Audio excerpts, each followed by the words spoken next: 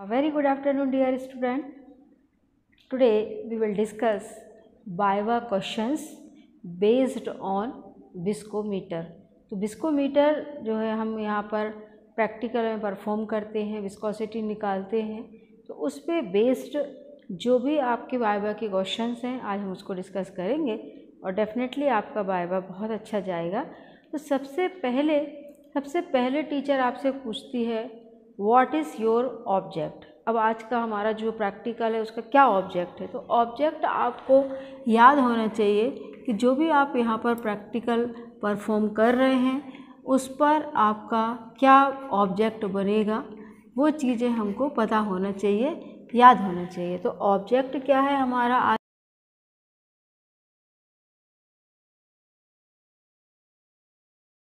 Number 1। अब ये आज का हमारा ऑब्जेक्ट है।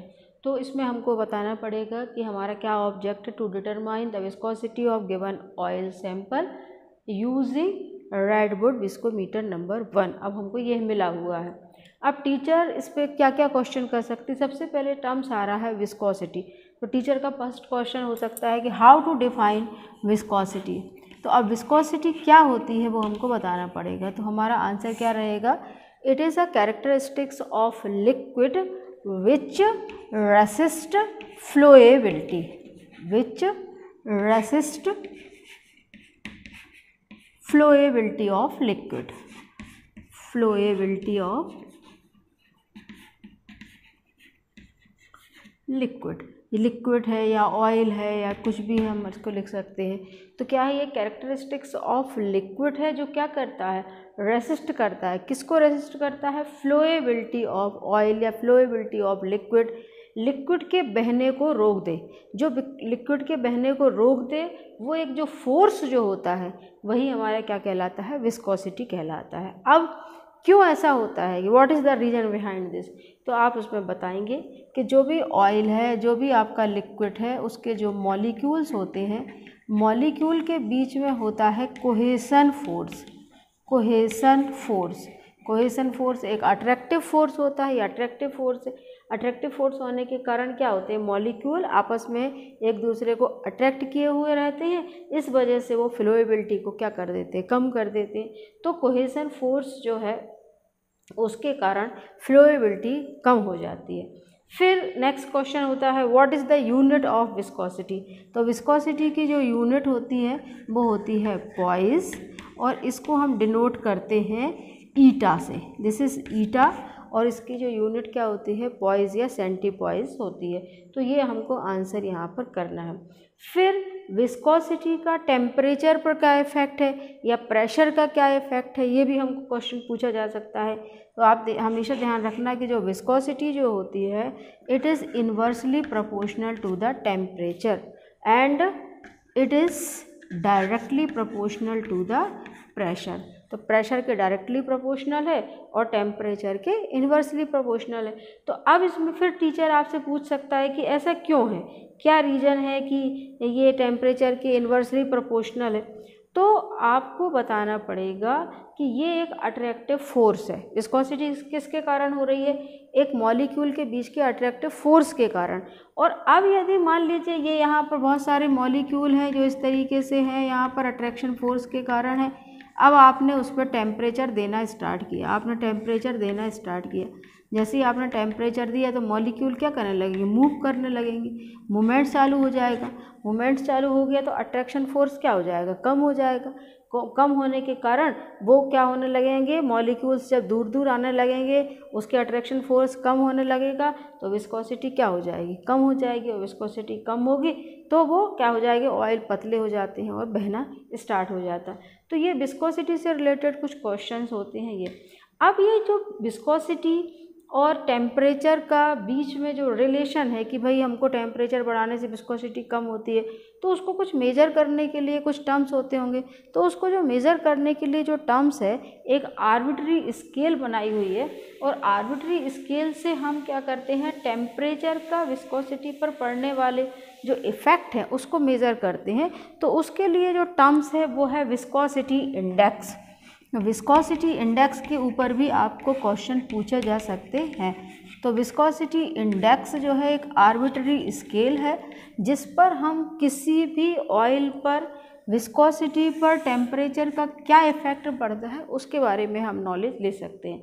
तो विस्कोसिटी इंडेक्स से हम ले सकते हैं। तो इसमें दो प्रकार के ऑयल होते हैं, एक होता है हाई विस्कोसिटी इंडेक्स ऑयल जिसका एग्जाम्पल है पेंसिल्वेनियन ऑयल। ये भी अपन को याद रखना है। High viscosity index standard oil क्या है, तो वो है आपका पेंसिल्वेनियन ऑयल। तो पेंसिल्वेनियन ऑयल है। और जो low viscosity index standard oil जो होता है उसका एग्जाम्पल है गल्फ ऑयल। और आप ध्यान रखना, high viscosity index standard oil पर टेम्परेचर का इफ़ेक्ट नहीं होता है, मतलब टेम्परेचर को कम या ज़्यादा कर देने से उसकी विस्कोसिटी में कोई भी चेंज नहीं आता है, वो कहलाते हैं high viscosity index standard oil. और जो गल्फ ऑयल होता है उन गल्फ ऑयल की विस्कोसिटी पर टेम्परेचर का ग्रेट इफेक्ट होता है। टेम्परेचर को बढ़ाने से विस्कोसिटी बहुत सारी कम हो गई, टेम्परेचर को कम कर देने से विस्कोसिटी बढ़ गई, उसमें ग्रेट चेंज आते हैं। तो जिसमें ग्रेट चेंज आए वो low viscosity index standard oil है जिसका एग्जाम्पल है गल्फ ऑयल। अब फिर इसके पीछे क्वेश्चन आता है कि इसके पीछे रीज़न क्या है, ऐसा क्या होता है कि इसके इफ़ेक्ट नहीं पड़ रहा है और इसकी विस्कोसिटी पर इफ़ेक्ट पड़ रहा है। तो आप ध्यान रखना, जो भी पेंसिल्वेनियन ऑयल है उसका जो बेस होता है वो होता है पैराफेनिक बेस।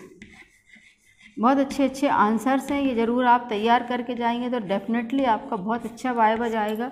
इसका पैराफिनिक बेस होता है। पैराफिन मतलब क्या, सैचुरेटेड हाइड्रोकार्बन जिसमें डबल बॉन्ड नहीं होता। तो पैराफिनिक बेस होने के कारण उसका किसी प्रकार का टेम्परेचर का इफेक्ट नहीं होता। हमेशा ध्यान रखना, जो चीज़ें सैचुरेटेड है, सिंगल बॉन्ड वाले हैं, वो कभी भी रिएक्शन में पार्टिसिपेट नहीं करेंगी, उन पर इफेक्ट जो है वो बहुत कम पड़ते हैं। और जो गल्फ ऑयल होता है उसका नेफ्थेनिक बेस होता है और नेफ्थेनिक बेस होने के कारण उसमें बहुत ज़्यादा इफ़ेक्ट पड़ते हैं। तो ये थोड़ा सा एक जनरल चीज़ें हो गई कि टेम्परेचर का इफेक्ट। और ये अब हम चलते हैं अपने विस्कोमीटर की तरफ। तो सबसे पहला जो अपने को विस्कोमीटर से रिलेटेड जो बातें होंगी उस पर सबसे पहले क्वेश्चन होता है कि विस्कोमीटर्स के नाम बताइए। टीचर आपसे पूछेगी कि विस्कोमीटर्स के नाम बताइए, तो आप उसमें विस्कोमीटर्स के नाम बता सकते हो। फर्स्ट रेडवुड विस्कोमीटर, क्योंकि इसके अलावा भी कुछ पूछ सकता है कि इसके अलावा और कौन कौन से विस्कोमीटर होते हैं, तो आप बता सकते हो रेडवुड विस्कोमीटर। अब फिर इसको फर्दर डिवाइड किया हुआ है नंबर 1 एंड नंबर 2। अभी उसके डिफरेंसेस अभी हम देख लेते हैं। फिर सेकंड आपका है काइनेमेटिक विस्कोमीटर, काइनेमेटिक विस्कोमीटर। तो ये भी अपने को नाम पता होना चाहिए जो हमको आंसर हम कर सकते हैं। फिर थर्ड आपके लिए जो क्वेश्चन है वो है थर्ड इसका जो विस्कोमीटर्स का टाइप है वो है से वोल्ट विस्कोमीटर। तो कम से कम 2 या 3 नाम आप बता देंगे तो टीचर को लगेगा कि हाँ स्टूडेंट्स पढ़ाई करके आया है, उससे रिलेटेड वाइवा तैयार करके आया है। तो ये हम नाम से। अब इसमें विस्कोमीटर हमेशा ध्यान रखना, टीचर का ही पूछता है विस्कोमीटर का नाम बताइए या विस्कोमीटर से हम क्या निकालते हैं, तो आप एकदम कंफ्यूज हो जाते हैं। तो आप हमेशा ध्यान रखो, मीटर मतलब मेज़र करना, कोई भी चीज़ को मापना, वो मीटर है। अब क्या मेज़र हो रहा है, विस्को मतलब विस्कोसिटी, तो विस्कोसिटी मेज़र करने वाला यानी रेडवुड विस्कोमीटर कई बार हमारे नाम दिमाग में रहता है पर उससे क्या निकालते यही भूल जाते। तो आप हमेशा ध्यान रखो, कोई कन्फ्यूज़न नहीं होना चाहिए। विस्कोमीटर मतलब विस्कोसिटी मेज़र करना, तो इससे हम क्या करते हैं, विस्कोसिटी मेज़र करते हैं। अब रेडवुड विस्कोमीटर नंबर 1 और 2 में डिफरेंस भी पूछता है टीचर। तो देखो विस्कोमीटर के ऊपर हमने एक बहुत अच्छा वीडियो बना दिया है, पूरा आपको वर्किंग, कंस्ट्रक्शन, सब कुछ, लाइन डायग्राम सब कुछ बताया है। तो यहाँ पे हम उन चीज़ों को नहीं लेंगे क्योंकि फिर टाइम वेस्ट होता है। तो विस्कोमीटर नंबर 1 और 2 में डिफरेंसेस ये आपको पूछा जा सकता है। तो यहाँ पर नंबर 1 है मान लीजिए और यहाँ पर नंबर 2 है। यदि हम यहाँ पर इस तरीके से डिफरेंसेस बोलेंगे तो आप सबसे पहले बताइएगा कि नंबर 1 जो होता है वो किसके लिए होता है, फॉर लो विस्कस ऑयल। किसकी विस्कोसिटी निकालते हैं, लो विस्कस ऑयल की विस्कोसिटी निकालते हैं, और ये किसके लिए होता है? फॉर हाई विस्कस ऑयल के लिए होता है। तो हाई विस्कस ऑयल के लिए नंबर 2 होता है। तो नंबर 1 जो है वो फॉर लो विस्कस ऑयल के लिए, नंबर 2 जो है वो हाई विस्कस ऑयल के लिए होता है। फिर इसमें एक अगेट जेट होता है। अगेट जेट का डायामीटर और उसकी लेंथ ऑफ द ट्यूब। तो जो डायामीटर ऑफ अगेट जेट, ये आपको याद रखना पड़ेगा, डायामीटर ऑफ अगेट जेट, जहाँ से हम ऑयल को गिराते हैं ना, वो कहलाता है अगेट जेट। तो अगेट जेट का डायामीटर याद करिएगा, यह होता है 1.62 mm, और यहाँ पर जो 2 के लिए जो रहता है वो वैल्यू होती है 3.80 mm। तो आपको यहाँ पर ये याद करना है। फिर इसके बाद लेंथ ऑफ द ट्यूब, एक ट्यूब लगी हुई होती है अगेट जेट से जिससे ऑयल बाहर गिरता है। तो जो लेंथ ऑफ द ट्यूब है, लेंथ ऑफ द ट्यूब, तो ट्यूब की जो लेंथ जो होती है वो इसमें होती है 10 mm और इसमें होती है 50 mm, 50 mm। तो यहाँ पर ये हो जाएगा ये दोनों। तो ये डिफरेंसेस आपको बताना है। आप ये नहीं बताएंगे कि रेडवुड विस्कोमीटर नंबर 1 छोटा होता है, ये बड़ा होता है, उसमें कम ऑयल आता है या कम वाटर आता है, उसमें ज़्यादा वाटर आता है। ऐसा कुछ भी इस तरीके के आंसर्स नहीं करेंगे। आप बिल्कुल to the point appropriate answer करें। 1 और 2 के डिफरेंसेस कुछ इस तरीके से आप उसमें बता सकते हैं। फिर इसके बाद इसमें जो भी एपरेटस है, उस एपरेटस के भी जो भी पार्ट्स होते हैं, उन पार्ट्स के ऊपर भी क्वेश्चंस बन सकते हैं कि ऑयल कप है, मान लीजिए अंदर उसमें ऑयल कप है तो उसका डायामीटर कितना है, या वो किस मेटल का बना हुआ है। तो ये भी क्वेश्चंस इस तरीके से पूछे जा सकते हैं। तो आप जो ऑयल कप जो होता है, जब आपने अगर इसका लाइन डायग्राम देखा होगा तो यहाँ पर इस तरीके से इसमें क्या होता है, ऑयल कप होता है, और ऑयल कप के साथ यहाँ पर ये अगेट जेट और इसका ये यहाँ से लेंथ ऑफ द ट्यूब होती है। तो जो भी आपका यहाँ पर जो भी ऑयल कप है, उस ऑयल कप का डायामीटर की यदि हम बात करें तो वो डायामीटर होता है 46.5 mm, और जो डेप्थ जो होती है ऑयल कप की, जो लेंथ जो होती है वो होती है 90 mm। ये भी अपने को याद करना है। अगेट जेट का डायामीटर ये कहलाएगा, जो अपने का 1.62 और 3.80 वो ये है। पूरे ऑयल कप का डायामीटर 46.5 और 90 mm किस मेटल का बना हुआ होता है? तो ये बना हुआ होता है ब्रास मेटल का। तो आप बताइएगा कि ब्रास मेटल है, सिल्वर कोटेड भी होती है, और सिल्वर कोटेड होती है, और ब्रास मेटल का ये बना हुआ होता है। फिर इसमें यहाँ पर एक क्या होता है, वॉल्व रॉड होता है। तो वॉल्व रॉड जो होता है उसका क्या फंक्शन है वो पूछ सकता है। तो वॉल्व रॉड जो होता है उससे हम क्या करते हैं, जो भी हमारा अपर्चर जो होता है, जो हमारा अगेट जेट होता है, उसको ओपन करने के लिए और क्लोज करने के लिए वॉल्व रॉड होता है। एक इसमें थर्मामीटर लगा हुआ होता है। तो अपने को पता है कि थर्मामीटर हमेशा क्या करता है, टेम्परेचर को मेज़र करता है। तो टेम्परेचर को मेज़र करने के लिए यहाँ पर हमने थर्मामीटर लगा करके रखा हुआ है। इसके बाद इसके अंदर एक पॉइंटर होता है, यहाँ पे एक पॉइंटर होता है, और उस पॉइंटर तक हमको ऑयल का लेवल सेट करना होता है। और एक इसमें 4 ब्लेडेड स्टरर लगा हुआ होता है, बाहर की तरफ लगा हुआ होता है।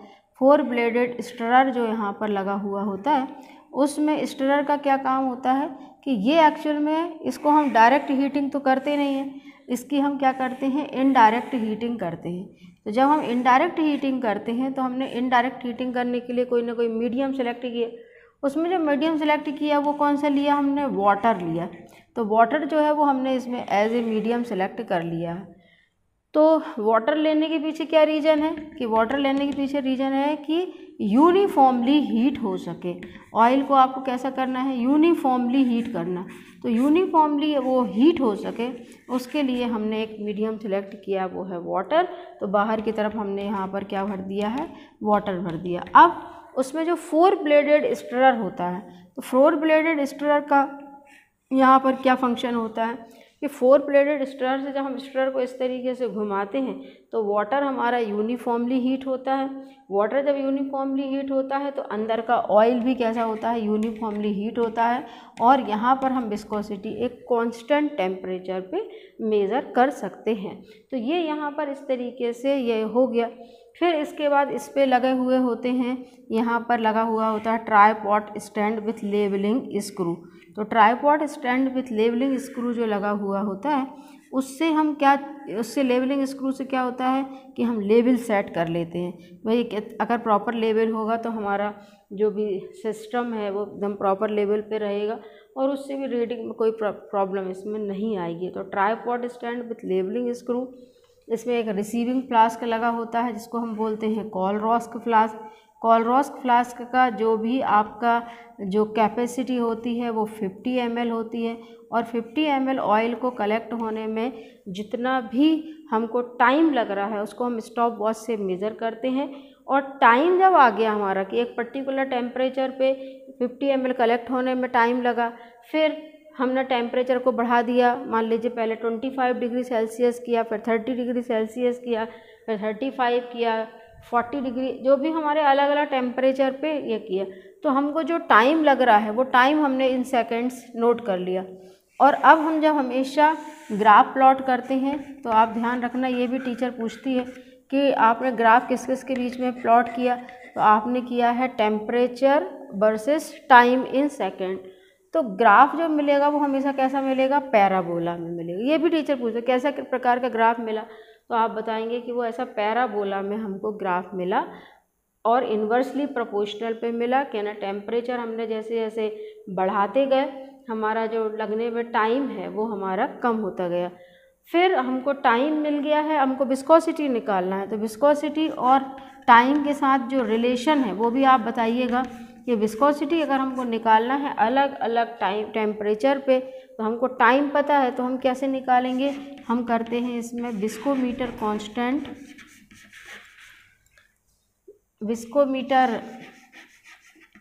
कांस्टेंट और उसको हम क्या करते हैं टाइम इन सेकंड।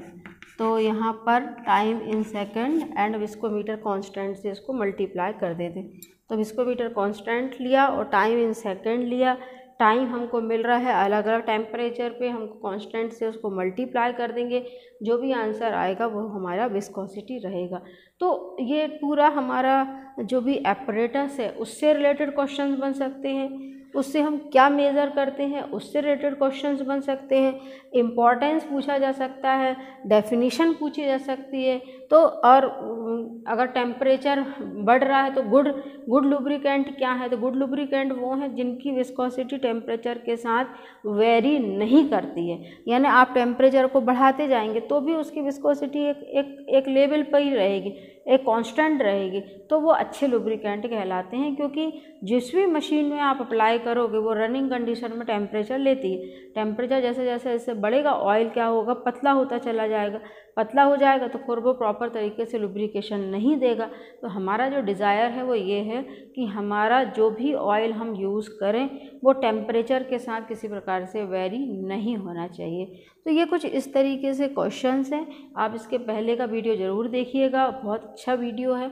उसमें आपके पूरा कंस्ट्रक्शन, वर्किंग, सारा कुछ, लाइन डायग्राम, सब कुछ उसमें डिस्कस किया है और इससे रिलेटेड वाइवा के क्वेश्चन हमने यहाँ पे यूज़ करे हैं, हमने देखे हैं। तो आई होप इसके कॉन्सेप्ट आपको क्लियर हुए होंगे। कहीं पर भी डाउट है आप ज़रूर कमेंट सेक्शन पे लिखिए। Good luck for your examination.